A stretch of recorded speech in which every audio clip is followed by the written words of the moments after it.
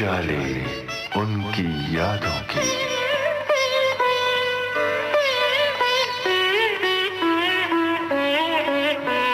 उजाले उनकी यादों की।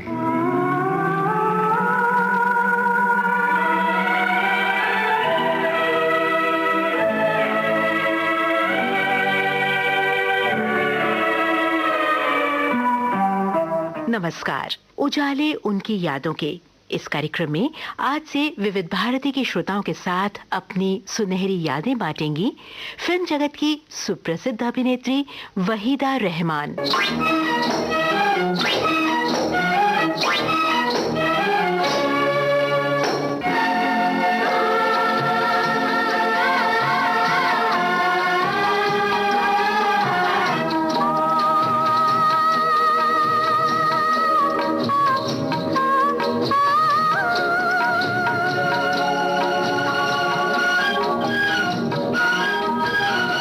सुनते हैं अभिनेत्री वहीदा रहमान जी से कमल शर्मा की लंबी बातचीत पर आधारित इस कार्यक्रम की पहली कड़ी। 14वीं का चांद हो या आफताब हो, जो भी हो तुम खुदा की कसम लाजवाब हो। 14वीं का चांद हो या आफताब हो, जो भी हो तुम खुदा की कसम लाजवाब हो। 14वीं का चांद हो।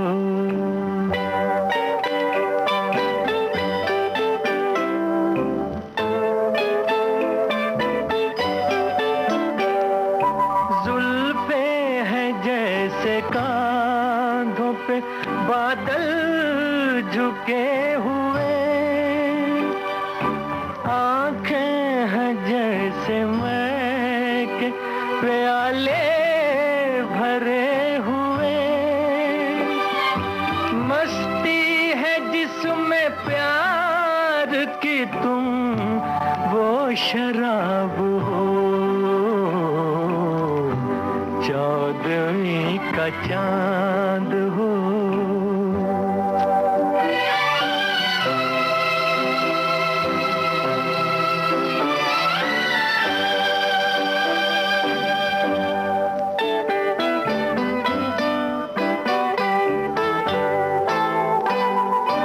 चेहरा है जैसे झील में हंसता हुआ कंवल, या जिंदगी के साज पे छेड़ी हुई गजल। जाने बहार तुम किसी शायर का ख्वाब हो। 14वीं का चांद हो।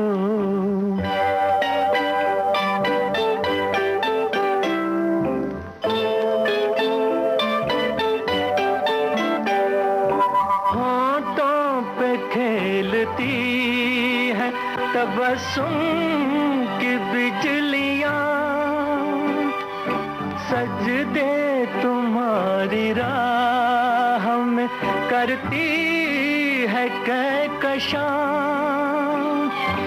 दुनिया हुस्न इश्क का तुम ही शबाब हो।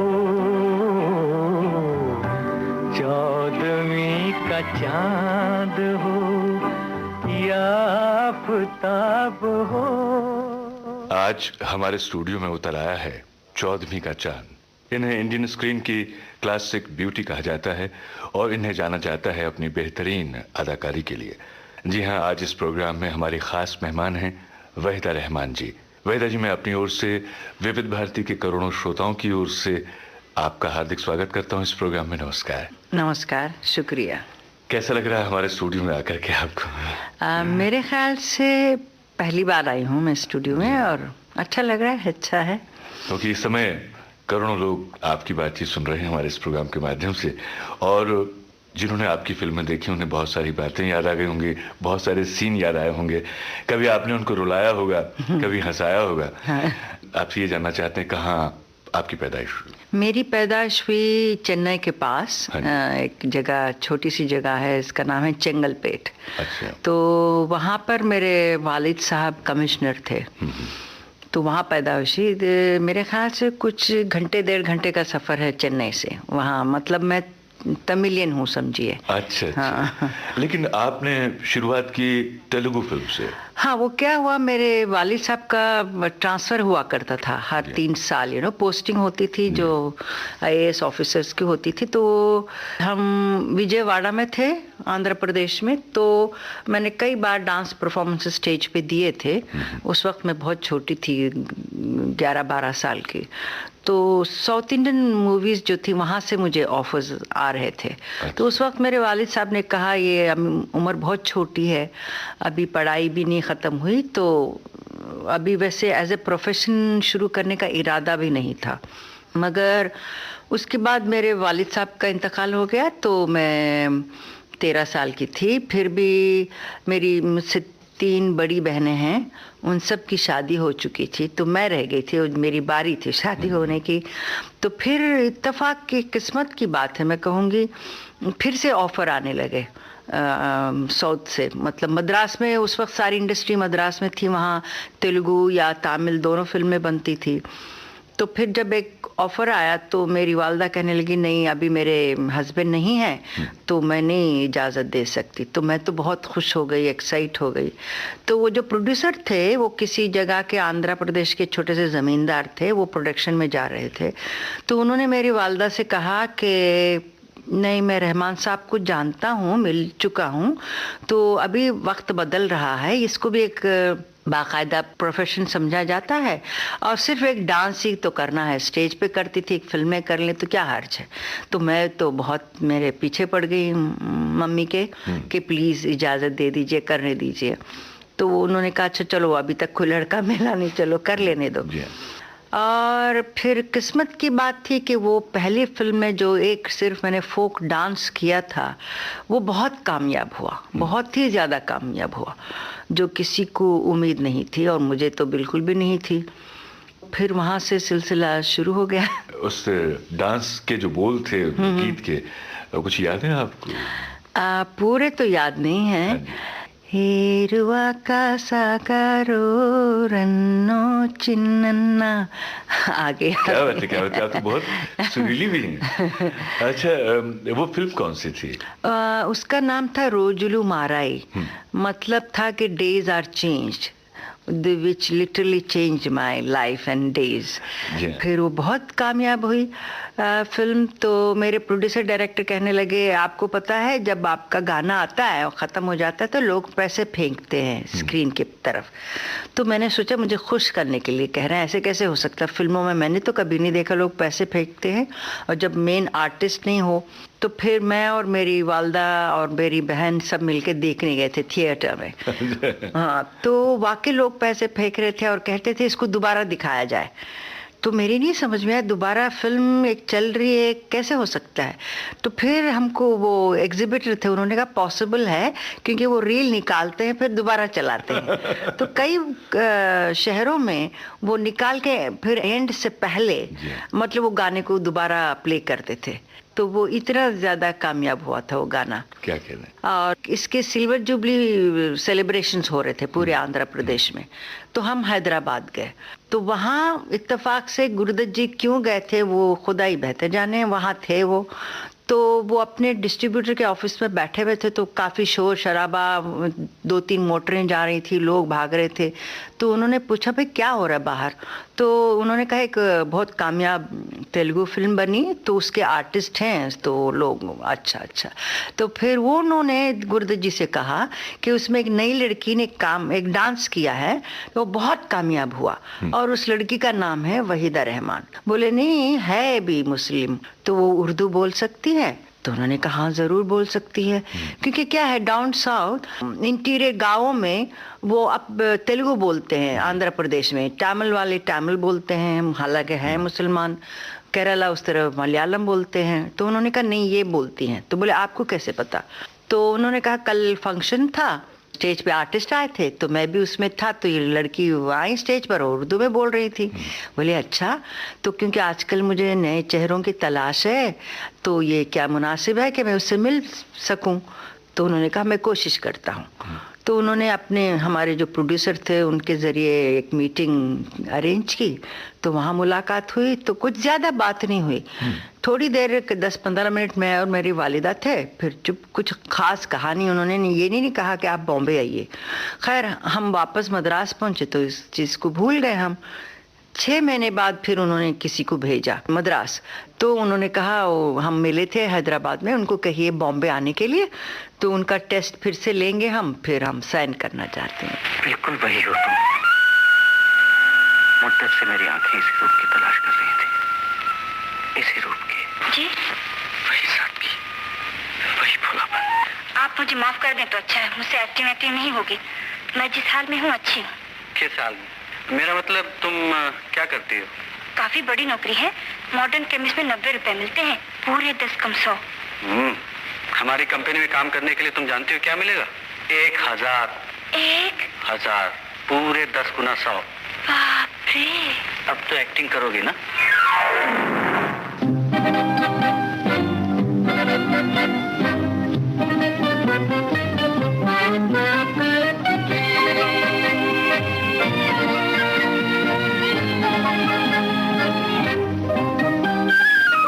CID पहली मेरी हिंदी फिल्म थी और दूसरी प्यासा।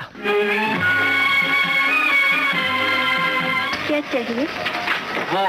वो फाइल जिसमें से आपको वो गीत मिला। और कुछ नहीं?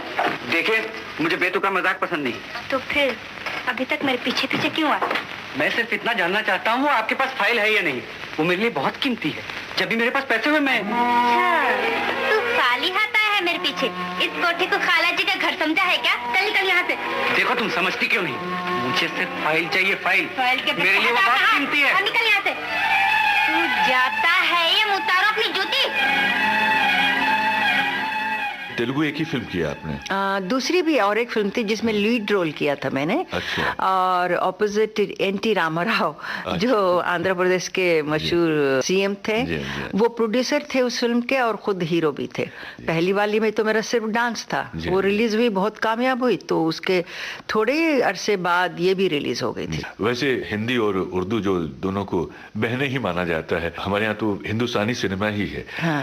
और बैकग्राउंड वैसे आपका चेन्नई का था और फिर मुस्लिम बैकग्राउंड था, तो उर्दू तो आती ही थी जैसे उन्होंने कहा भी था आपको। लेकिन जिसमें धारा प्रभा बोलना है वो थी CID। तो लैंग्वेज को लेकर कोई प्रॉब्लम नहीं थी? नहीं, क्योंकि घर में हम उर्दू ही बोला करते हैं, तो उसके लिए तकलीफ कोई नहीं हुई। मेरी ख्वाहिश भी अंदरूनी यही थी कि हिंदी फिल्मों में काम करूं। हालांकि मुझे तेलुगु और तमिल बोलनी आती है, मगर इतनी बढ़िया नहीं, इतने रवानगी के साथ नहीं बोल सकती मैं, याद करके बोलना पड़ता है। बोल लेती हूँ काम चलाने के लिए, उर्दू से आसानी थी। खाना खाओ तुम। भूख नहीं है मुझे। है कैसे नहीं? लो खाओ। आपको मुझ पे तरस खाने का कोई हक नहीं। माफ कीजिएगा, मेरी नाराजगी का बुरा न मानिएगा। बिल्कुल नहीं, तुम्हें नाराज होना भी चाहिए। उस दिन मैंने बहुत बुरा सलूक किया तुम्हारे साथ। मुझे आपसे कोई शिकायत नहीं। तो फिर खाना खा लो, तुम्हें मेरी कसम। हाँ, आप अपनी कसम क्यों देती हैं मुझे? मुझे ठीक तरह जानती भी तो नहीं। खूब जानती हूँ। कैसे? तुम्हारी नज़्म और गज़लों से। जब तुम्हारे ख्यालात और जज्बात को जान लिए तो अब जानने को क्या बचाया? मैं आपको समझ नहीं सका। उस दिन तो आप। तुम बार बार मुझे आप क्यों कहते हो? कुछ अजीब सा लगता है मुझे। क्यों? आज तक लोगों के मुंह से मैं सिर्फ दूतकार ही सुनती रही हूँ अपने लिए। उनकी फिक्रेबाजियाँ और ताने सुनती रही हूँ, गालियाँ सुनती रही हूँ, गंदा मजाक सुनती रही हूँ। और तुम इतनी इज्जत से पेश आते हो मुझसे।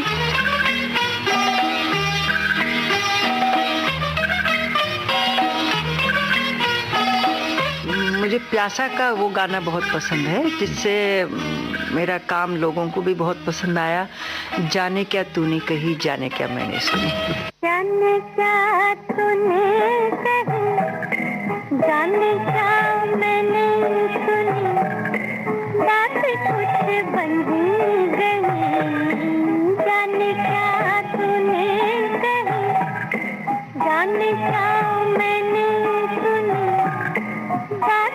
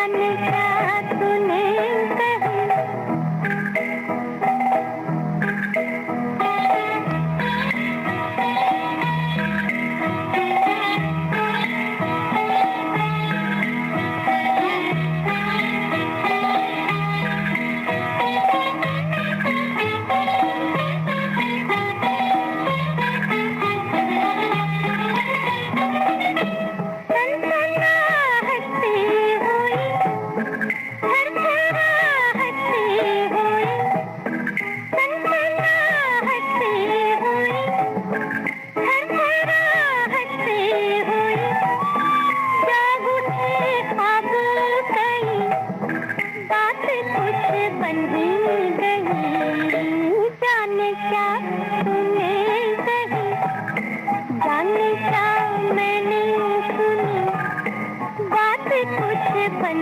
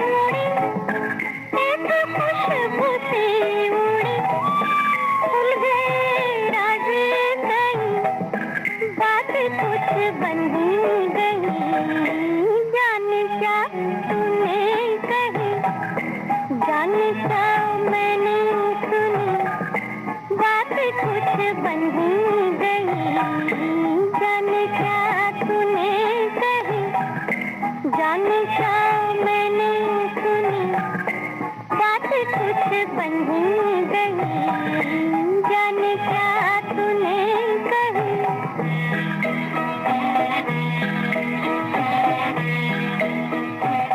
प्यासा जो है इस फिल्म को जितनी बार भी देखे मन की प्यास रह ही जाती है और हर बार एक नई चीज हमारे सामने आती है। आपको याद है जब आपने पहली बार वो कैमरा फेस किया था, कौन सा दृश्य था, कुछ याद है आपको? पहले तो सीआईडी बनी थी, CID उसके डायरेक्टर थे राज खोसला। आपके मुझसे कुछ काम है? सच पूछिए तो आपको काम है मुझसे? मुझे आपसे कुछ काम? जी हाँ, एडिटर श्रीवास्तव के खून के बारे में मुझे कुछ ऐसी बातें मालूम हैं जिनमें शायद आपको दिलचस्पी हो। आप यहाँ क्यों नहीं आ जाती? मैं वहाँ नहीं आ सकती इंस्पेक्टर शेखर, आपको मेरे यहाँ आना पड़ेगा।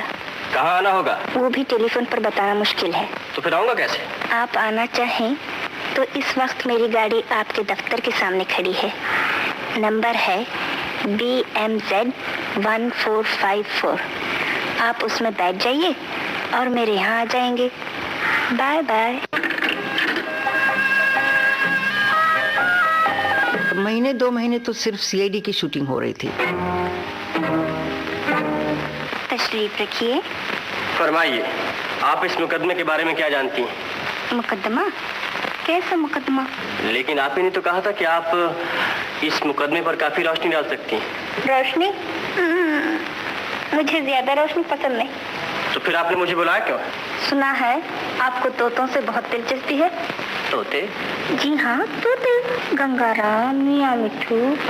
तोतों का शौक तो है मुझे, आपको भी है? मुझे सिर्फ एक तोता पसंद है, गूंगा तोता। गूंगे तोते किस काम के? बाजार में कोई चार आने भी नहीं देता। लेकिन मैं इस तोते के मुंह मांगे दाम दे सकती हूँ। 1000, 2000, 5000। और आपके पास है ऐसा तोता? जी नहीं, मेरे पास तो एक तोता है और वो खूब बोलता है। पिछले दिनों आपके पिंजरे में एक नया तोता आया है। आप उसे बुलवाने की बहुत कोशिश कर रहे हैं, लेकिन वो अब तक खामोश है। वो तोता? जी हाँ, अच्छा हुआ आप समझ तो गए। मैं उसके लिए कोई भी कीमत दे सकती। 10,000, 20,000, 50,000। कहिए, मंजूर है? जी नहीं, आप कोई दूसरी दुकान ढूंढिए। मैं रिश्वत की तिजारत नहीं करता। आप जानती हैं कि रिश्वत देना जुर्म है। रिश्वत? कैसी रिश्वत? मैंने तो तोता खरीदना चाहा था। आप नहीं बेचना चाहते तो ना बेचिए। नाराज क्यों होते हैं साहब? नाराज होने की ही तो बात है। आपको मालूम है मैं आपको गिरफ्तार कर सकता हूँ। तो कर लीजिए ना गिरफ्तार। हेलो। वो तोता बेचने के लिए तैयार नहीं हुआ। तुमने उसे जाने दिया? वो अभी तक बेहोश पड़ा है। ये अच्छा किया तुमने। किसी हालत में उसे भिजवा दो। कहाँ? कहीं भी, बॉम्बे आगरा रोड पर छोड़ दो। उसे ये नहीं पता चलना चाहिए कि वो कहाँ आया था। 2-3 महीने के बाद प्यासा की भी शूटिंग शुरू हुई थी और दोनों डायरेक्टरों में मैंने फर्क बहुत पाया, क्योंकि राज खोसला जो थे वो अच्छे डायरेक्टर थे फिल्मों में के लिए, मगर नए आर्टिस्ट को हैंडल करना उनको इतना नहीं अच्छा आता था।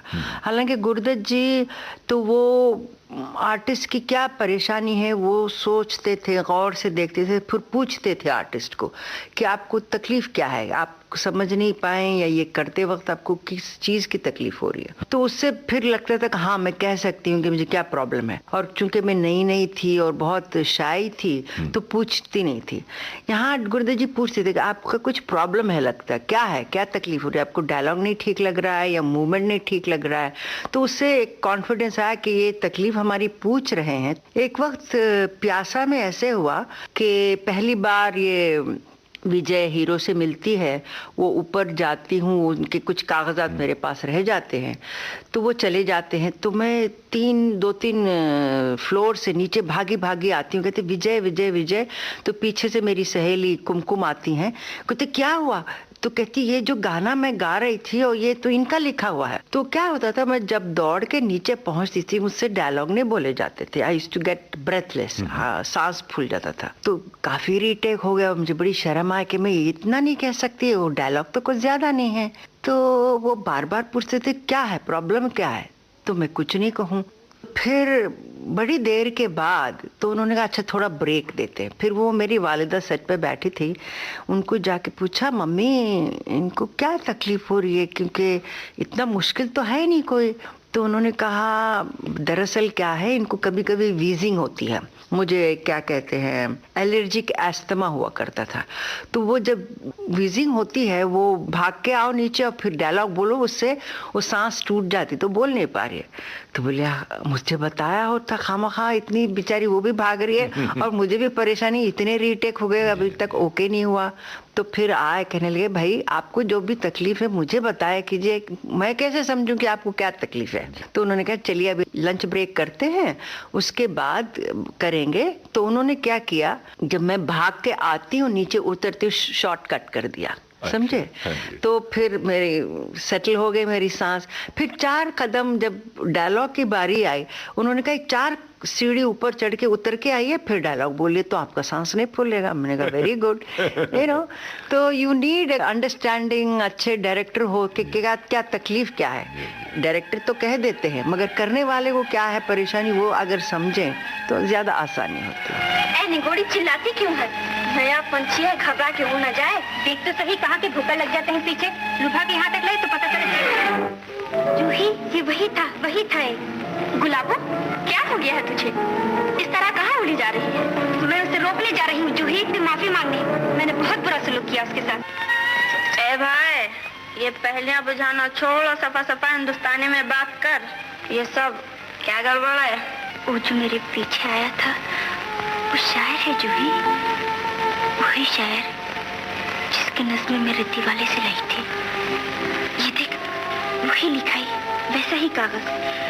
जूही, मैंने उसे भुक्कड़ समझ के यहाँ से निकाल दिया। भुक्कड़ था ना? तू उसे निकालती नहीं तो क्या गले लगाती? अरे उस्तादों की सारी तालीम पे पानी फेर दिया तूने। चल चलो। एक डायरेक्टर के रूप में आप उनका मूल्यांकन किस तरह से करते हैं? डायरेक्टर तो वो बहुत ही बढ़िया थे, क्योंकि वो बहुत गौर से देखते थे, वो खामोश रहते थे, तो स्टडी करते थे कि आर्टिस्ट किस हद तक क्या क्या कर सकता है।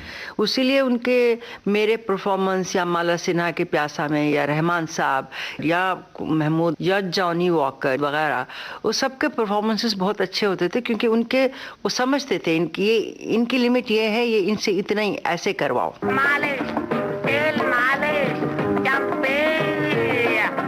सर जो तेरा चकराए या दिल डूबा जाए, आजा प्यारे पास हमारे, काहे घबराए काहे घबराए।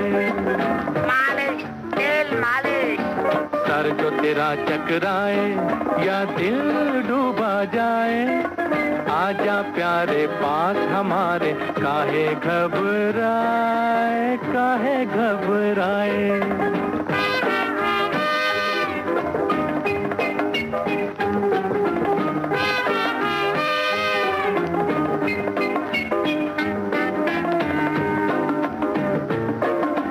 तेल मेरा है मुस्की, गंज रहे ना खुशकी, जिसके सर पर हाथ फिरा दूं चमके किस्मत उसकी। सुन सुन सुन, अरे बेटा सुन, इस चंपी में बड़े बड़े गुण। सुन सुन सुन, अरे बेटा सुन, इस चंपी में बड़े बड़े गुण। लाख दुखों की एक दवा है, क्यों ना आजमाए, काहे घबराए काहे घबराए। सर जो तेरा चकराए या दिल डूबा जाए, आजा प्यारे पास हमारे, काहे घबराए काहे घबराए।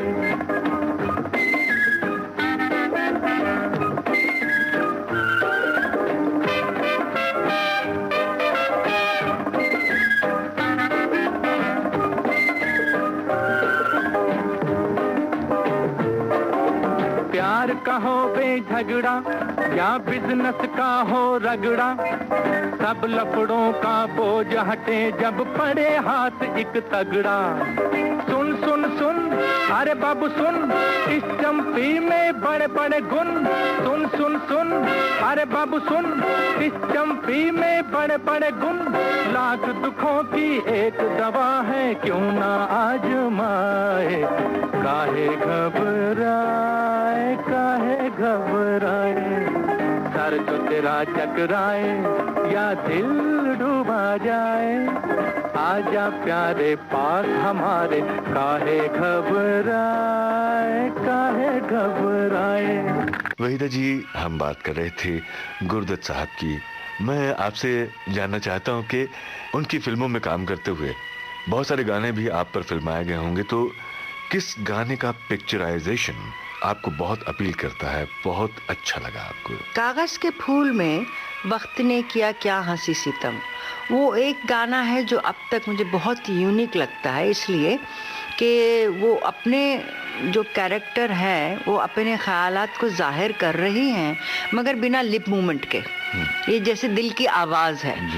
और मैंने कहा लिप मूवमेंट नहीं होगा, ये कैसे गाना होगा? तो बोले आप कीजिए जैसे मैं कह रहा हूँ। तो ये इससे फीलिंग है, ये लड़की अब वो इसमें नहीं है कि खुले खुले जाहिर करे अपने फीलिंग्स को। जैसे शॉट्स होंगे विजुअली, जैसे हम प्ले करेंगे तो गाना पीछे से बजेगा तो ज़्यादा इफेक्टिव होगा। और उसमें तो मैं कहूँगी एक्सप्रेशंस बहुत उन्होंने अच्छे एक्सप्लॉइट किए, और उसकी जो फोटोग्राफी थी और लाइटिंग थी उससे और भी वो चीज़ एनहांस हुई थी और बढ़िया दिखती थी। ये गाना भी बड़ा हॉन्टिंग हाँ है, जी। और इसकी मेलोडी जो है आज तक बहुत दिल को छू लेने वाली है। बिल्कुल।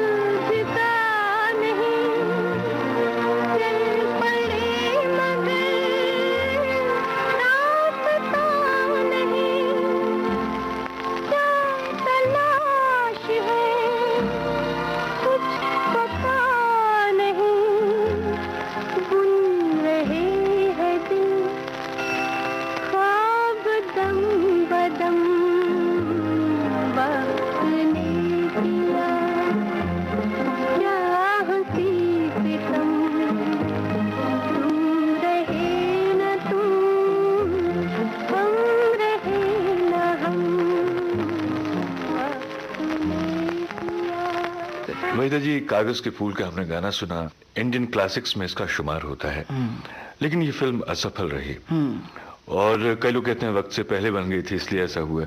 ये सही बात है, वो वक्त से पहले बनी थी और जब पूरी फिल्म बन गई थी तो ट्रायल पे हमने सबने देखी तो सब एक दूसरे आपस में बात करते हैं कैसी है क्या है, तो मैंने फट से कह दिया कि पिक्चर चलेगी नहीं। तो अबरार साहब जो थे, जो डायलॉग राइटर थे, उनको बहुत बुरा लगा। बोले अभी तुम अभी छोटी बच्ची हो, तुम्हें क्या पता, क्या किस हिसाब से कह रही। मैंने कहा बहुत हैवी है पिक्चर। आज आपकी पिक्चर की वजह से मेरे थिएटर की खैर नहीं है।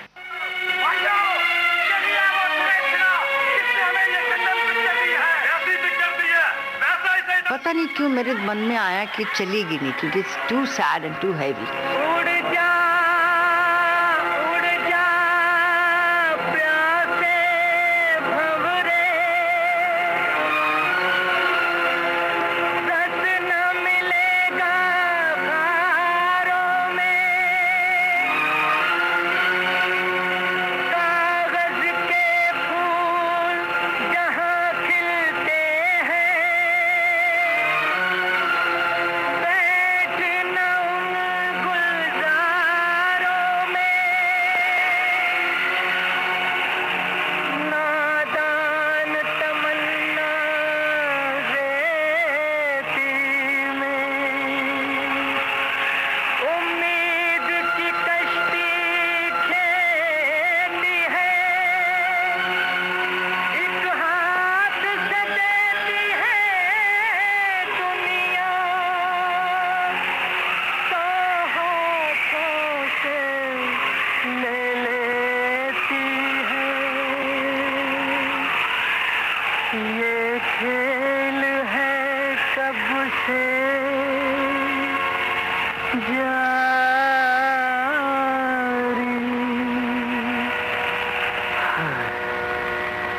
बिछड़े सभी,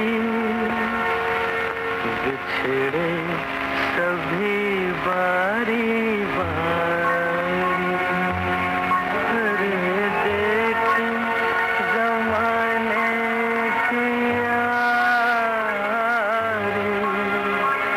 बिछड़े सभी बारी बारी, क्या लेके मिले अब दुनिया से, आंसू के सिवा कुछ पास नहीं, या फूल ही फूल थे दामन में, या कांटों की भी आस नहीं, मतलब की दुनिया है सारी,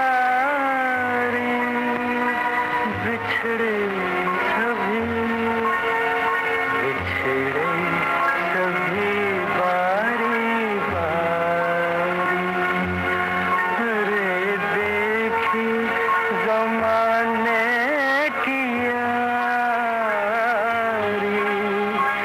बिछड़े सभी बारी बारी,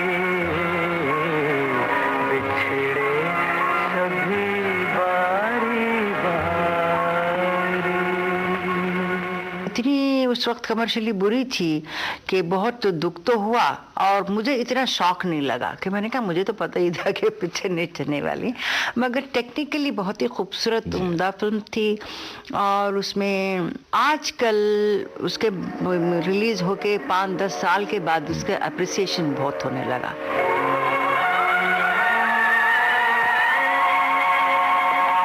उनका इंस्पिरेशन था एक हॉलीवुड की मूवी थी a star is born, you know, उससे, और उसमें चंद रियल इंसिडेंसेस थे जो उन्होंने डाले थे एक सीन था कि एक एक्स्ट्रा को सेट पे बुलाया जाता है और वो जो एक्स्ट्रास के एजेंट जो भी होते हैं तो कहते हैं कि तुम अभी तक क्यों नहीं सेट पे गई। वो कहती जी मैं बच्ची को दूध पिला रही थी। तो बाद में पिला लेना, पहले शॉट के लिए जाओ। तो वो गुजरते हैं वहाँ से तो सुन लेते हैं। फिर आके एक दूसरी बच्ची उसको पैसे देते हैं, उनको अपनी बेटी की याद आती है। फिर कहते नहीं नहीं तुम बच्ची को दूध पिला के फिर आना। तो सबने पूछा ये आपको आइडिया कहाँ से आया? तो उन्होंने कहा एक वक्त ये मेरे साथ हुआ है, पता नहीं किस वक्त हुआ, किस फिल्म के दौरान हुआ। तो बोले कैसे बुरी तरह से ये लोग एक्स्ट्रास के साथ बिहेव करते हैं। मूसा के बच्चे, ये एक्स्ट्रा लाया या सड़क का दिमाग में पकड़ाया? अब के अगर सिरा का मुझसे भिड़ो ना तो मैं उल्टे वस्त्र से तेरी हकालत कर दूंगा। इस बात संभाल लीजिए गुप्ता जी। एंड बैकग्राउंड की लाइटिंग रेडी है। गुड। क्रेन पे कैमरा चढ़ाओ और वहां से यहाँ तक पड़ो। ओके, लाइटिंग करो, मैं अभी आया। चलो भाई क्रेन। अरे ओ, सब एक्स्ट्रा छत पे चले गए हैं और तू यही जमी हुई है। बस अभी जाती हूँ मास्टर जी। को मैं पूछता हूँ गई क्यों नहीं, बोलती क्यों नहीं? बच्चा भूखा रो रहा था, मैं दूध पिला रही थी। तुझे बच्चे की जन्नत से फुर्सत नहीं तो एक्स्ट्रा में काम करने क्यों आई? जी जल्दी की कोई जरूरत नहीं, आप बच्चे को सुला के सकते आइए। इधर आओ बेटी, क्या नाम है तुम्हारा? शम्मी। ये लो। तो ऐसे छोटी छोटी चीजें थी वो जो उन्होंने उसमें डालने थे। तुम्हारी पिछली पिक्चर भी फेल हो चुकी है सुरेश। हाँ, ये खबर मैं पहले भी सुन चुका हूँ। मैंने तुम्हें ये खबर सुनाने नहीं बल्कि इस खबर का नतीजा सुनाने के लिए यहाँ बुलाया है। मैं जानता हूँ आपको 5-7 लाख का नुकसान हुआ है, आप फिक्र न करें। मेरी अगली पिक्चर में आप इससे भी ज्यादा कमा लेंगे। जरूर कमाएंगे, इस बात का हमने पूरा इंतजाम कर लिया। इतनी जल्दी? अभी तक तो मैंने कोई कहानी भी तय। आप फिक्र न कीजिए जनाब, मैंने कहानी तैयार कर ली है। तो फिर कभी सुनाइए, पहले वो मुझे पसंद। तुम्हारे पसंद करने की जरूरत नहीं, जो कुछ भी तुम्हें लिख कर दिया जाएगा तुम्हें वही शूट करना होगा। एक लफ्ज भी नहीं बदल सकोगे, एक लफ्ज। क्या? जी हाँ, गाने, म्यूजिक, किसी भी चीज में तुम्हारा दखल नहीं रहेगा। सारा इंतजाम हम खुद करेंगे, खुद। हाँ?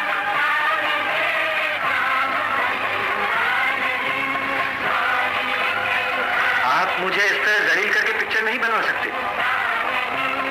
सारा इंतजाम खुद करना है, तो फिर पिक्चर भी किसी और से बनवा लीजिए। वो इंतजाम भी कर लिया है हमने। दरअसल तुम अब हमारी पिक्चरें बनाने के काबिल ही नहीं रहे। क्या कहा आपने? मैं पिक्चर बनाने के काबिल नहीं रहा? मेरी पिक्चरों से लाखों रुपए कमाए हैं आपने और मैं पिक्चर बनाने के काबिल नहीं रहा। तुम कामयाब थे, लेकिन अब नहीं। ये फिल्म लाइन है सुरेश, सिर्फ तुम अकेले की खातिर मैं कंपनी के 500 आदमियों पर जुल्म नहीं कर सकता। दिमागी तौर पे तुम खत्म हो चुके हो। अब शायद तुम कभी भी कामयाब पिक्चर नहीं बना सकोगे। मैं खत्म नहीं हुआ, साबित कर दूंगा मैं खत्म नहीं हुआ। उसके बाद चौधरी के चांद बनी तो सुपर हिट हो गई थी। सुभान अल्लाह, वाकई चौधरी का चांद। प्यारे मियाँ ने ये सबसे बड़ा एहसान किया है मुझे।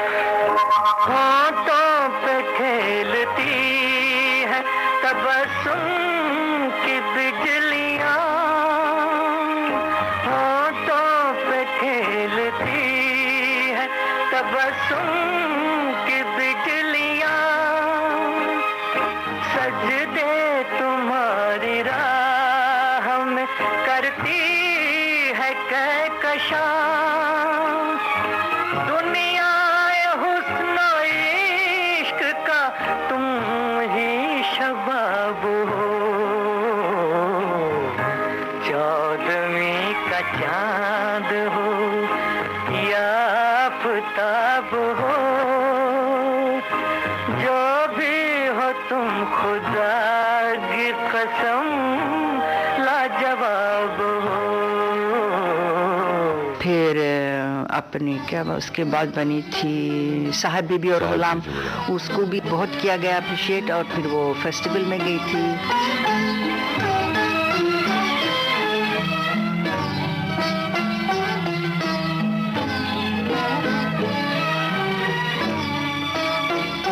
अच्छा वैद्य जी, साहब बीवी और गुलाम का जिक्र आया है। डायरेक्टर के रूप में नाम आता है अबरार अलवी साहब का, लेकिन पूरी फिल्म में ऐसा लगता है कि शैडो के रूप में गुरदत साहब मौजूद हैं। अभी देखिए अबरार साहब क्योंकि उनके साथ शुरू से काम कर रहे थे तो नेचुरली उनका इन्फ्लुएंस तो होगा ही ना, तो उन्होंने हमेशा गुरदत जी के पॉइंट ऑफ व्यू से शूटिंग की होगी और डिस्कशन होते थे होंगे उन दोनों के आपस में, क्योंकि जब मैं अकेली काम कर किया, जैसे चंद सीन्स थे जहाँ गुरदत जी नहीं थे तो उसमें गुरदत जी नहीं आए थे सेट पे, और जब गुरदत जी थे सीन में एज ए लीडिंग मैन तो नेचुरली होते थे। ऑब्वियसली आई एम श्योर कि अबरार साहब और गुरदत जी के डिस्कशन जरूर होते थे होंगे आपस में कि इस चीज को इस तरह से किया जाए, इस तरह से किया जाए। ये प्रूफ ठीक कराना था उनसे, इस इश्तिहार को आज ही छपना है। लाइए मैं ठीक करवा देती हूँ, आप पढ़ते जाइए, मैं सुन रही हूँ। मोहिनी सिंदूर के अद्भुत चमत्कार, जो प्रेमी या प्रेमिकाएं विरह की आग में भस्म हो रहे हों, रुक क्यों गए, आगे पढ़िए ना। या जिनके मिलन में अड़चने या बाधाएं हों, आगे जी, या जिन प्रेमियों की प्रेमिकाएं उनके पास तो हैं पर हवा नहीं करती। क्या? उनके पास तो हैं पर हवा नहीं करती। ठीक कर लीजिए उसे यूं, उनके पास तो है पर परवाह नहीं करती। जी जी। आगे पढ़िए। एक बात पूछें आपसे। क्या? भंडार से रसद निकाल के कौन देता है? क्यों? अब कुछ नहीं, यूं ही। मगर क्यों? या जिनके प्रेमी या प्रेमिकाएं इनसे रूठ चुके हों, दूर दूर रहते हों, इन्हें चाहिए कि हमारे विश्वविख्यात मोहिनी सिंदूर का सेवन करें, असर न होने पे दाम वापस, कीमत ₹1.5 आने। ठीक है, मैं चलूं?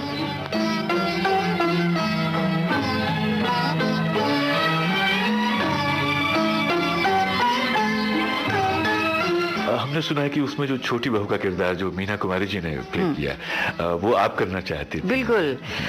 जब कहानी सुनाई गई और नॉवल से लिया गया, बंगाली नॉवल से, तो मुझे बहुत दिल किया कि मैं ये रोल करूं। तो गुरदत जी ने कहा देखो आप नहीं कर सकती ये रोल, तो मुझे बहुत इंसल्टिंग लगा। तो मैंने कहा आपका मतलब ये है कि मैं अच्छी आर्टिस्ट नहीं हूँ? तो बोले नहीं नहीं, ये मतलब नहीं है, आप समझ नहीं रही हैं, एक मैच्योर औरत का रोल है, जो औरत अपने हस्बैंड के प्यार के लिए बहुत ज़्यादा तड़पती, जो उसको मिलता नहीं है। भूतनाथ, अजीब घर है ये, इतने बड़े घर की बहू बनी मैं, इतना रुपया पैसा, नौकर चाकर जेवर गहना सभी कुछ तो है पर ये सारे सुख खोखले हैं भूतनाथ, खोखले।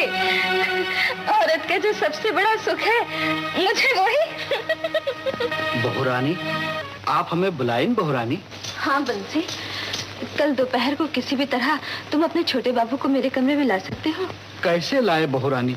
छोटे बाबू तो सारी दोपहरी टांग पसारे सोवत हैं। जैसे ही जागे तब ले आना। उनसे कह देना बहुत बीमार हूँ मैं, पिछली रात से कुछ भी नहीं खाया पिया, सिर्फ एक बार देख जाएं आकर, समझ गए ना? समझ गए बहुरानी।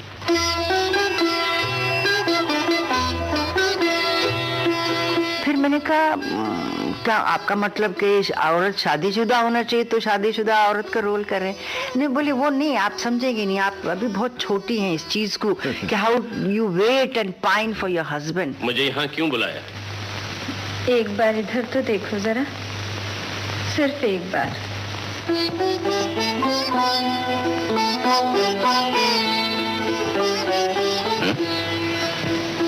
कुछ भी नहीं देख पाए?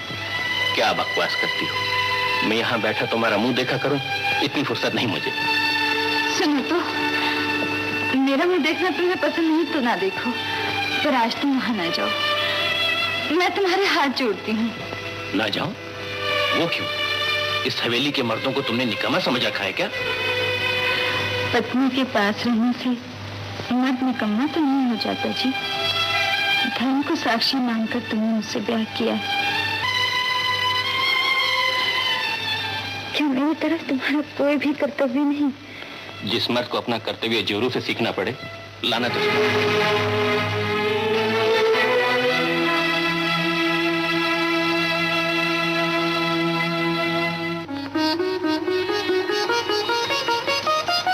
धन्यवाद, तुम तुम आज यहाँ? मुझसे कुछ काम है? नहीं, काम क्या, कई दिनों से तुम्हें देखा नहीं, इसीलिए। देखा नहीं तो लो देखो। देखो, देख चुकी। सिर्फ यूं देखने से मेरा मन नहीं भरता है जी। सारा जीवन तुम्हें देखती रहूं फिर भी नहीं भरेगा। क्या पटांग बकती हो? मैंने कह दिया ना मुझे देर हो रही है। रोज ही तो जाते हो वहाँ, एक दिन मेरे पास भी रह गए तो। मैं मर्द हूँ छोटी बहू, चाबियों का ये गुच्छा नहीं जो सदा तुम्हारे पल्लू से बंधा रहूं। सदा की कौन कहता है जी, सिर्फ आज। कभी तो सेवा का मौका दो मुझे।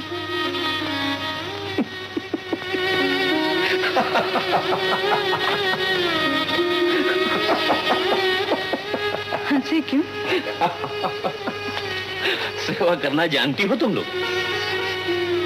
परख कर तो देखो एक बार, जानती हो या नहीं। मैं चौधरी वंश का मर्द हूँ छोटी बहू, गर्म खून है मेरी रगों में। इस हवेली के मर्दों की सेवा करना हमारी बहुओं के बस का रोक नहीं। मैं दूसरी बहू जैसी नहीं हूँ जी, गरीब घर की लड़की हूँ। स्वामी को खुश करने के लिए सब कुछ कर सकती हूँ। मुझे खुश करने के लिए गाना गा सकोगी? मेरा गाना पसंद आएगा तुम्हें? वो तुम्हारा भजन नहीं, मस्ती में डूबा हुआ गाना, जैसे चुन्नी दासी गाती है। गा सकोगी? नाच सकोगी मेरे सामने? शराब पी सकोगी मेरे साथ? शराब? हाँ, शराब। बोलो, सारी रात शराब पियोगी मेरे साथ? नशे की मस्ती में झूम सकोगी मेरे सामने?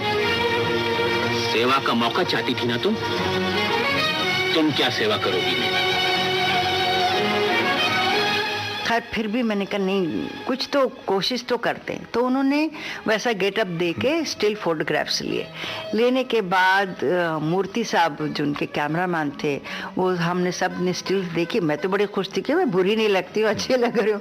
तो मूर्ति साहब ने कहा नहीं, गुरुदत्त जो कह रहे हैं सही कह रहे हैं आप, यू लुक वेरी यंग। कि ऐसा नहीं कि शादी हो के कुछ 5-10 साल हो गए, हस्बैंड की तवज्जो नहीं मिलती, ये तुम्हारे फेस पे ये आ नहीं सकती बात, तो भूल जाओ इस चीज़ को।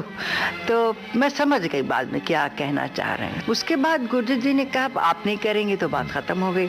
तो जब अबरार साहब डायरेक्ट करने लगे तो वो एक दिन घर पे आके कहने लगे देखो मैं पहली बार डायरेक्शन कर रहा हूँ, अगर आप नहीं करोगे तो लोग सोचेंगे क्योंकि मैं नया डायरेक्टर हूँ इसके लिए नहीं करें। मगर मैंने कहा उसकी तो कास्टिंग हो गई है अभी मीना जी के साथ। बोले नहीं जबा का रोल है वो भी तो कर सकते हो। तो मैंने कहा अच्छा ठीक है मैं कर लूँगी। उन्होंने जाके गुरुदत्त जी को बताया तो उनको ताज हुआ, भाई आप समझ नहीं रहे हैं, चौधरी के चांद के बाद आप एक बहुत बड़ी स्टार बन गई हैं, ये तो सेकेंडरी रोल है, टाइटल रोल नहीं है, क्यों करेंगी आप? तो मैंने कहा मुझे कोई हैंग अप नहीं है, मुझे कोई एतराज़ नहीं है। मैंने कहा वो भी काफ़ी इंटरेस्टिंग है, जबा का रोल डिफरेंट है, डेफिनेट कैरेक्टर है। तो बोले आप सोच लीजिए क्योंकि मैं नहीं कह रहा हूँ आपको करने के लिए। तो मैंने कहा नहीं अबरार साहब ने इतना कहा तो मैं कर लूँगी। हाल ही में मुंगेर से लौटा हूँ मैं, फुर्सत मिलते ही तुम्हारे पास चला है। इस बीच में मैंने भी आपको बहुत याद किया। सचमुच जबा? आप नदिया जिले के हैं ना, मेरा ब्याह वहीं हुआ था।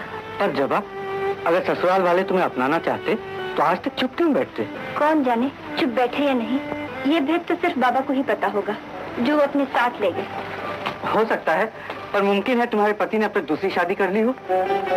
फिर भी मैं उनकी पत्नी हूँ। मुमकिन है वो बच्चालन हो, वो तुम्हें सुखी न कर सके।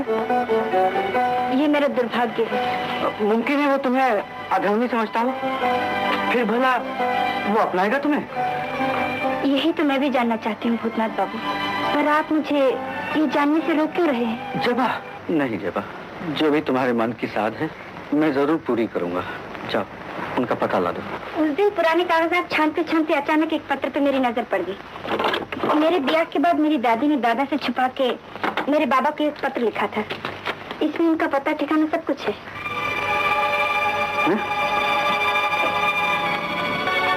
एक्चुअली चक्रवर्ती, मेरी तरफ इस तरह क्या देख रहे हैं? आप उन्हें जानते हैं क्या? शायद शादी के बारे में ठीक तरह से पता करना होगा।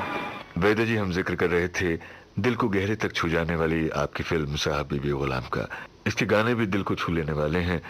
कोई ऐसा गाना जो आपको बहुत ज्यादा पसंद हो? एक तो मेरा अपना गाना है भंवरा बड़ा नादान, उसके उसमें जो शरारत कैरेक्टर की थी वो बहुत अच्छी थी।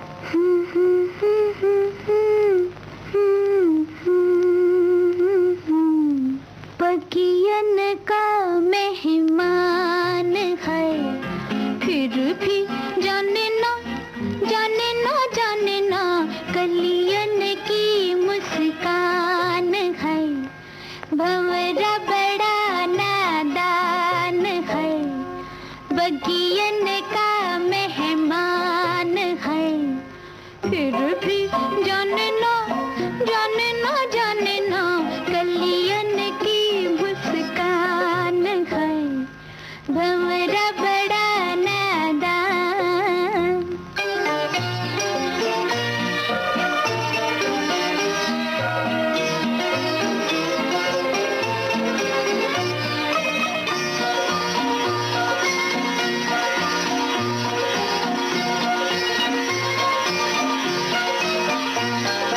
कभी उड़ जाए कभी मंडलाए, भेद जिया के खोले ना,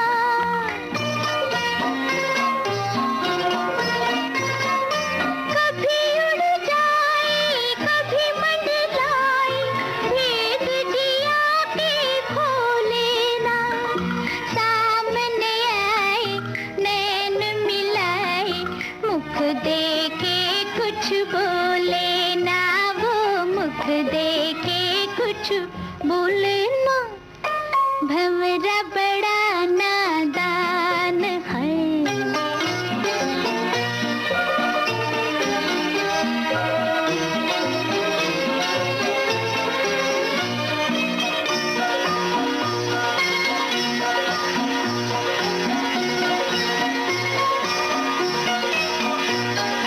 अखियों में रचते चले बच बच के, जैसे हो कोई बेगाना,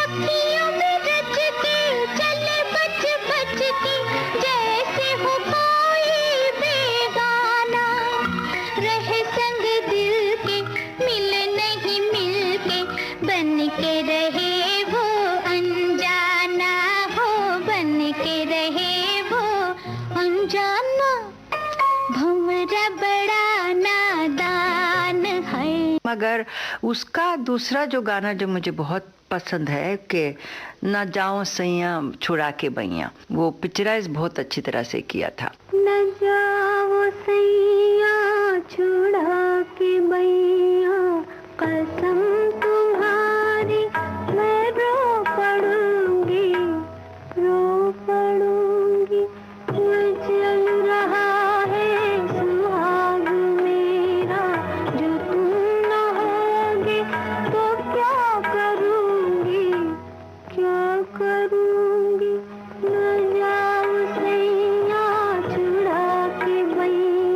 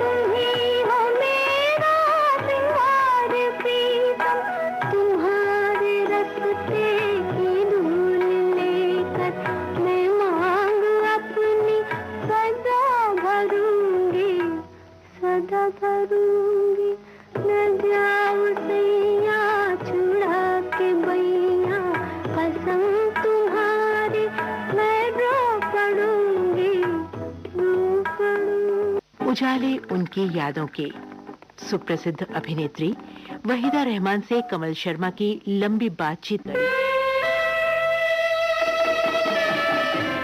इस कार्यक्रम के रिकॉर्डिंग इंजीनियर थे दिलीप कुलकर्णी, संयोजन कल्पना शेट्टी ने।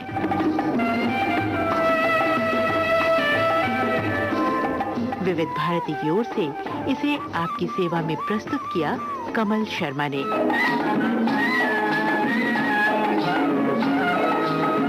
तो जरूर सुनिएगा कार्यक्रम उजाले उनकी यादों की।